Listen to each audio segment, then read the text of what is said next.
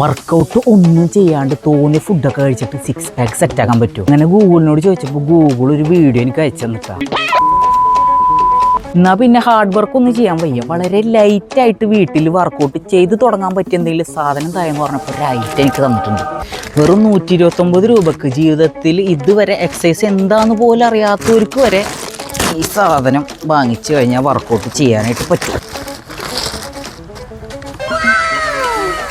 നമ്മുടെ item spring, കാല് താഴെ ഹോൾഡ് ചെയ്യാനുള്ളൊരു പെഡൽ വരുന്നുണ്ട്. പിന്നെ അതാ ഒരു ഹാൻഡിലും വരുന്നുണ്ട്.